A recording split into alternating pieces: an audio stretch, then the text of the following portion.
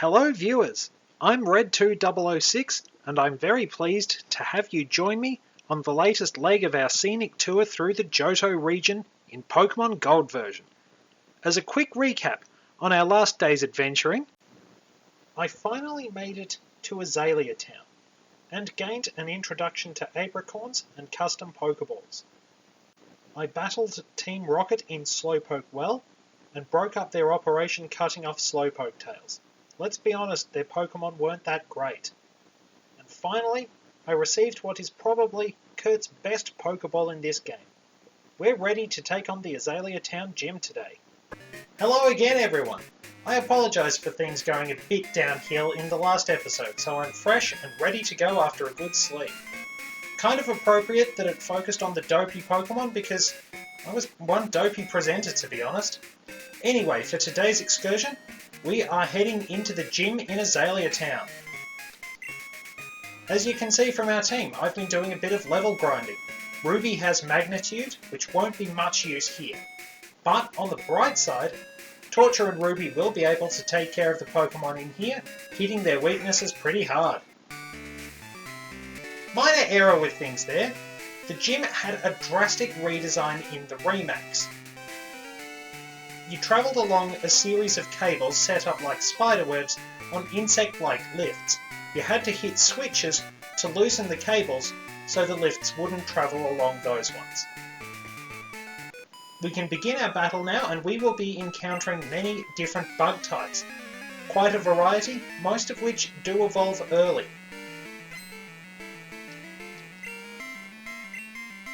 Spinarak is our first opponent, and you know that from episode 4. As it stands, we're not going to have too much trouble.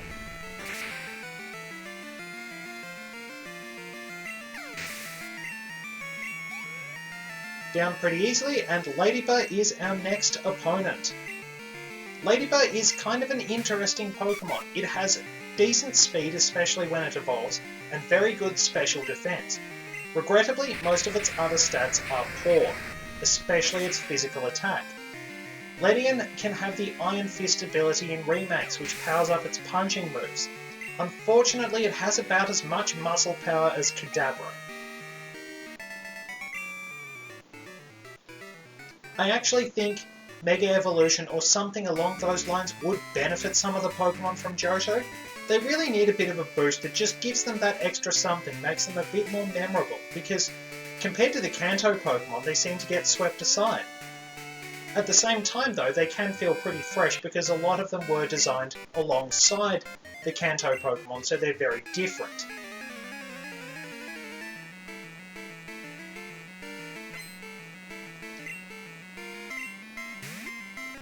Paris. We haven't encountered this before, but we will find it later on in Ilex Forest. Paris has a double weakness to fire. It also has a double weakness to flying, and due to the fact that Bug and Poison were both super effective against each other in Generation 1, it had a third double weakness there. It's the only Pokemon that can take 5 times damage from a certain move. If it has Dry Skin, it will take 5 times damage from Fire-type moves. So this opponent here, he actually has an entire evolution family in his team. Starts out with Weedle, then has Kakuna and Beedrill.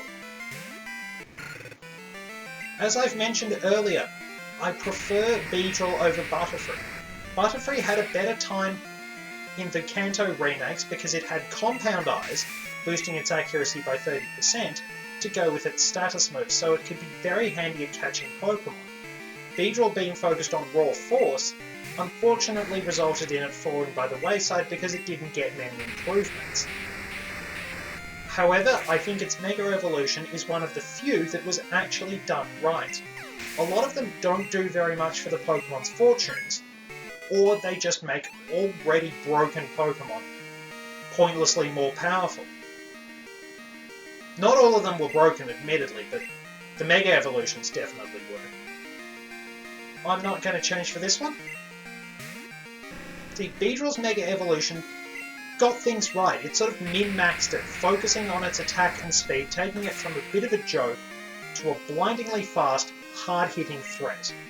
And with the changes to the Mega Evolution mechanic in Generation 7, meaning that turn order was calculated by the speed of a Mega Evolved form, rather than calculating turn order and then factoring in speed or abilities afterwards, Beedrill could hit like a truck from the outset. That issue with the turn order being calculated, ignoring the Mega Evolved form's abilities or speed, actually tripped me up in a battle I had against a friend because I didn't realise it made Mega Bannet completely useless. Mega Bannet has Prankster, which is a fantastic ability, and Bannet can learn a few status moves. But because of the way turn order was calculated in Generation 6, Prankster was useless the turn Bannet Mega Evolved. And that was really frustrating.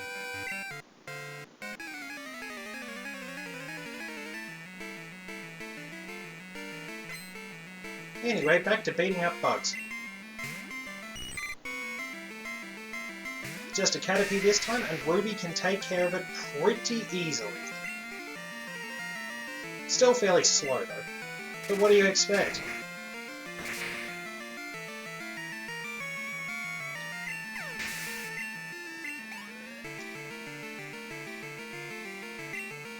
And Weedle, just the very basic bugs.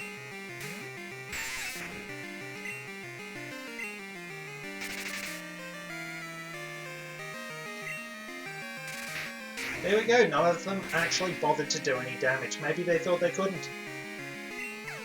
Could at least try for the cheap poison and make me waste an item.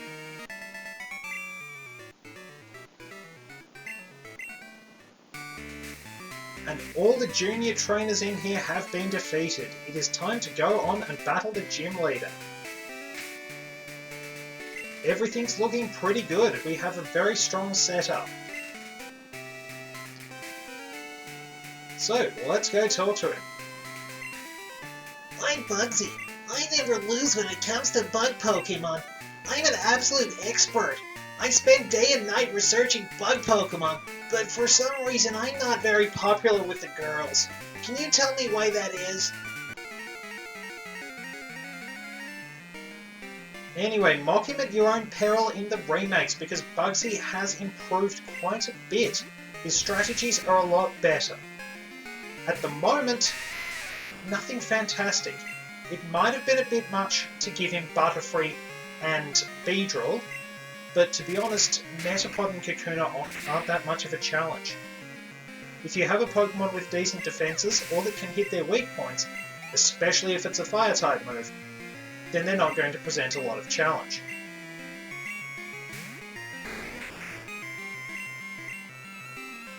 And this is pretty much why I said, bring Geodude along if you've started with Chikorita. All its weaknesses are covered. Kakuna just survives because it used Harden, and I can hit it with Magnitude. And no. Not even the Defiant last minute poison.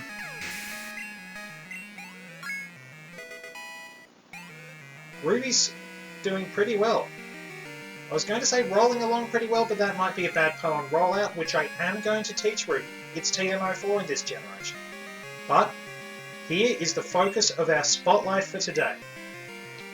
The second gym leader's ace Pokemon, Scyther.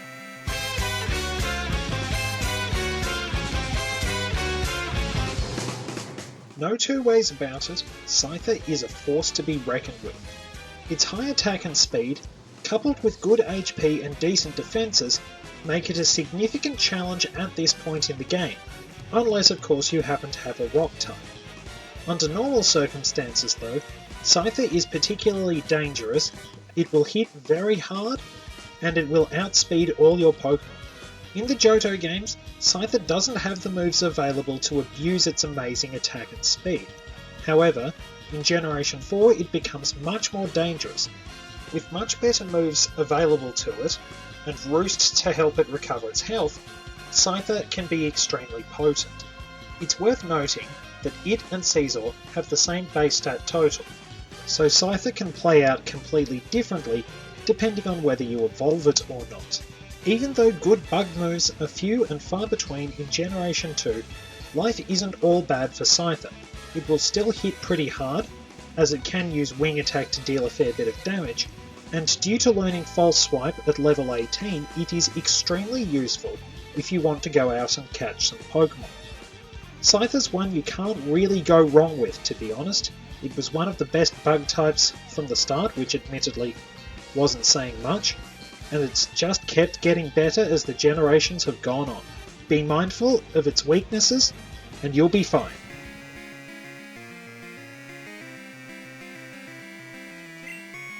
It gets a lot better in the remakes. He leads with it, and he will abuse U-turn, which is now the TM he gives. Sadly, Metapod and Kakuna aren't that great, but Scyther has the ability to hit like a truck. Of course, Fury Cutter doesn't do much for it, and with a double weakness to Rock, Ruby had the advantage. Whoa, amazing! You're an expert on Pokemon. My research isn't complete yet. Okay, you win. Take this badge. The Hive Badge. Our second one, we're doing pretty well. Do you know the benefits of Hive Badge? If you have it, Pokemon up to level 30 will obey you. Pokemon that know Cut will be able to use it outside of battle too. I also want you to have this. Could you do me a little favor and teach me how to talk to girls? I'm really struggling with that, you know? It's kind of embarrassing. Why don't they like Bug-type Pokemon? Mind you, it's pretty impressive that he developed Fury Cutter himself, so much as I give him that sort of nerdy kid voice, he has a lot going for him. Okay, things went a bit funny again there, just bear with me a tick. Okay, we're back at the Pokemon Center. Just had to tweak a few little settings there because things went wrong for a moment. Little awkward, but what can you do? At least we're running pretty well through this.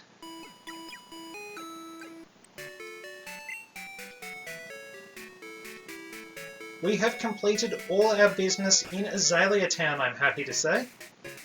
We can now head out and go into the Ilex Forest. But before I do, I will need a Pokemon that can learn Cut. Let's double check to make sure I don't have anything spare in my party. What I'm going to do is grab Bellsprout. I will deposit Rattata. Bellsprout can learn Flash, which will be handy because later on I will be going through Dark Cave. There's a bit to show there, but I'm only going there after I've acquired Surf. So, before I do, let's see how our boxes are doing. We've got a bit of space. But just to be on the safe side, I think I'm going to change boxes. Though that does save, which is a bit of a problem. Because it means I'll save over my practice recording. Oh well, let's go for it.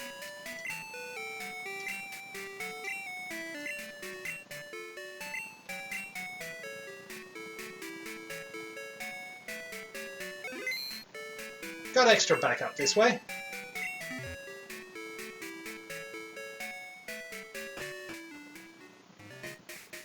So we can head out of town, and I do know what's coming, so I'm going to put Dash at the front of the party.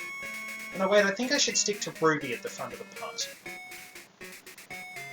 But anyway, as we try to head out of town, the red-headed kid we beat up twice has returned. Tell me something. Is it true that Team Rocket has returned?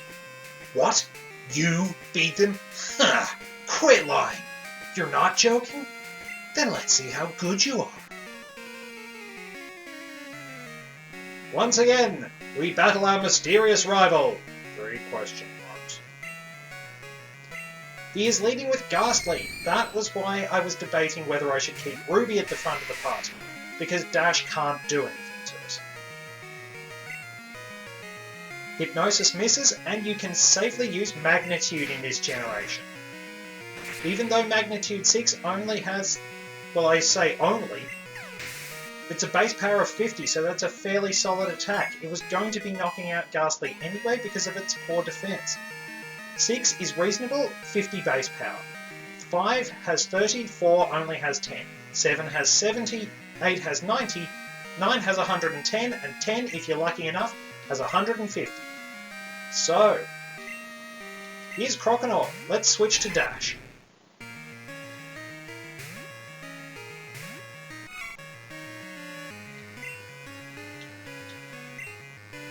Swift can hit a bit harder. It's a physical move in this generation, and a critical hit right off the bat. It's also worth noting that the sound effect appears very similar to the one used in the intro when the Game Freak logo appears. Not much trouble for Dash, we can finish it with Quick Attack.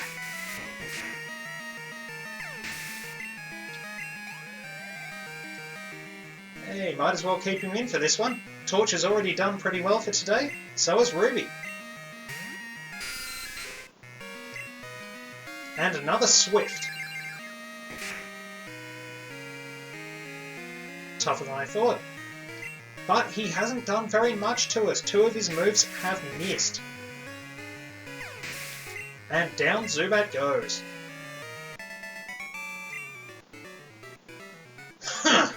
Useless Pokemon.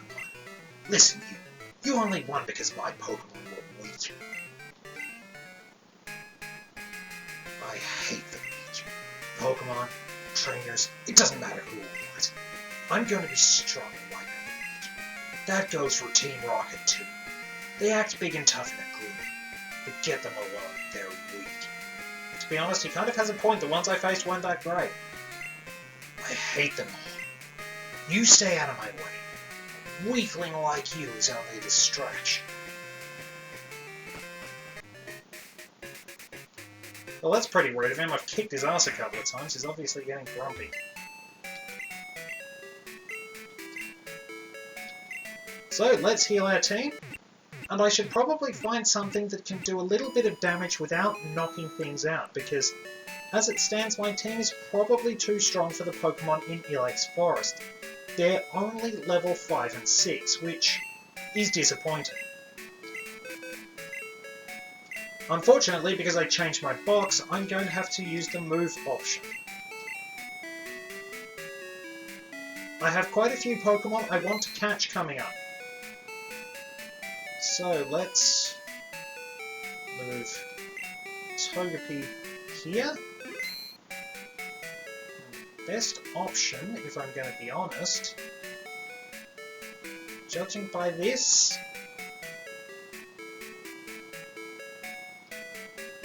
it's probably Mareep.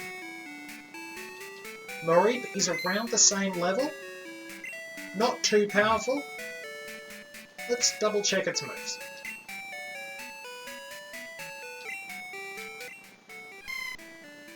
Tackle and Growl. It'll do okay, because I will have to come back here at night. There is a Pokemon, as far as I know, you can only catch here at night. I will have to grab a couple more supplies along the way too. Pick up some potions and some Pokeballs. See that charcoal there? You'll get one for free later on. Let's see, actually, I'll get 8 in total. Just grab a handful of potions. Oh, I'll grab repels for this. Repels are going to be vital. Trust me, I cannot emphasize how important they are. I will probably use a fair few through parts of my adventure so I don't have to cut as much. When you're trying to record, you would not believe how many Pokemon I keep running into. So here we are in Ilex Forest. This is unique among forests in the games, because it's the only one that's structured like a cave.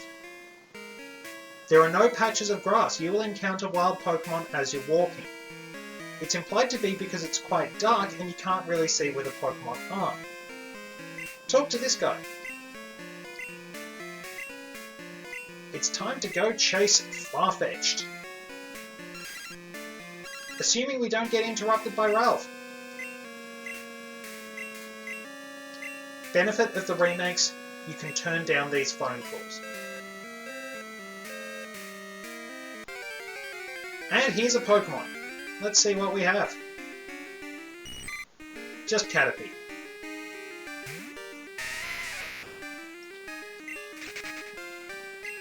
So you note the really low levels. We should be well equipped to face Pokemon around level 13, 14 and things like that. We have to talk to Farfetch'd and scare it off up that way. You'll have to go around to get to it.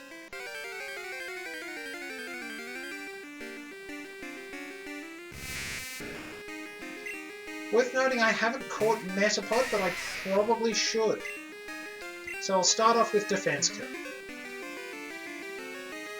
I know I can just evolve Caterpie, and I said I would, but I sort of forgot about that. I'm a bit picky. I do like to catch as many Pokemon as I can. Ah! It's Hoot Hoot all over again. Oops. Well, a revive is at least handy.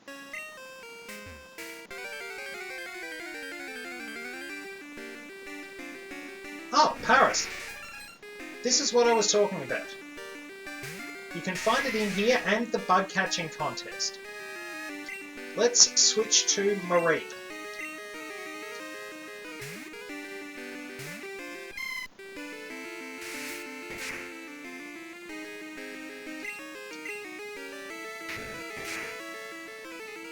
Okay, I'm gonna have to use Growl a bit. Mareep is not particularly strong. I mean, I knew it wasn't going to be powerful. I wanted it to just chip away at things, but I didn't realise it would do that little damage. Maybe Paris, compared to Mareep at this level, is a bit bulkier than I thought.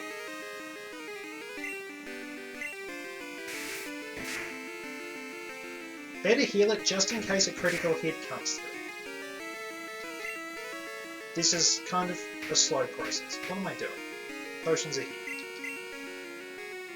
To be honest, my mind still goes back to having potions in a different pocket because I've been playing Pearl version a lot in between. I'm sort of working on files in Heart Gold and Pearl at the same time, leveling up different Pokemon. So part of me does sort of still think I've got to switch over one pocket for a medicine.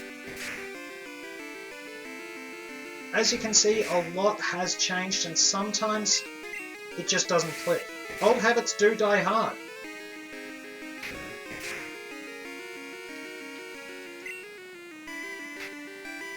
I think it's now time to try catching it.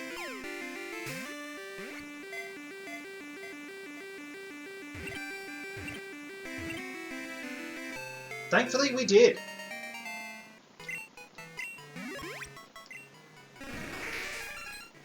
Paris, the mushroom Pokemon.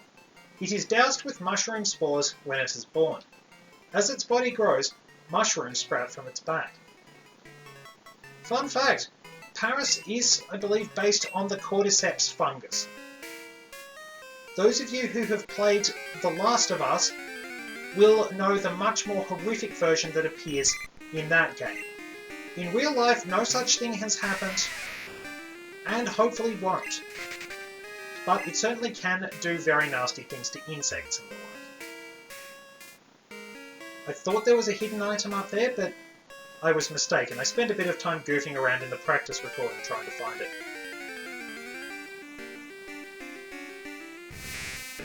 Metapod take 2.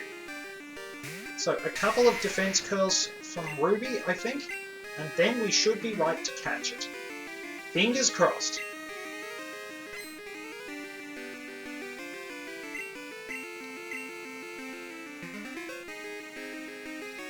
An engaging battle.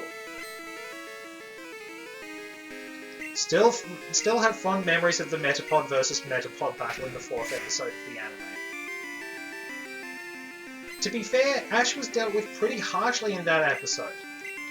the only reason Ash didn't finish what he started was because that idiot samurai interrupted him in the middle of it and demanded he battle it. It's pretty much the only reason things went wrong. It was essentially the samurai's fault, not Ash's. I mean, Ash is kind of an idiot sometimes, but that one you can't pin on him.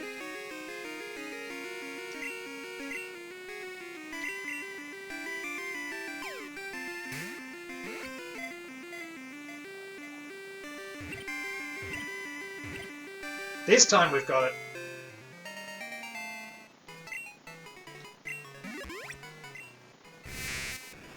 Metapod, the cocoon Pokemon. Inside the shell, it is soft and weak as it prepares to evolve. It stays motionless in the shell.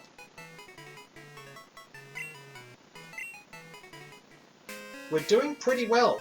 I can't find Oddish except at night, so I'm going to put on one of those repels and we will continue chasing Farfetch'd.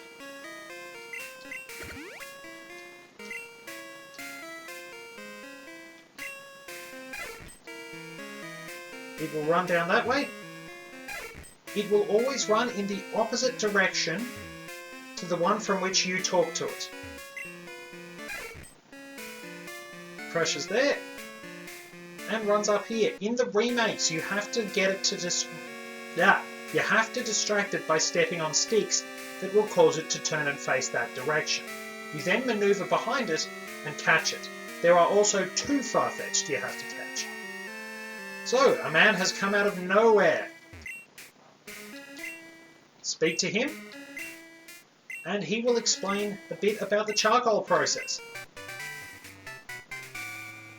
And we have HMO1, which is cut.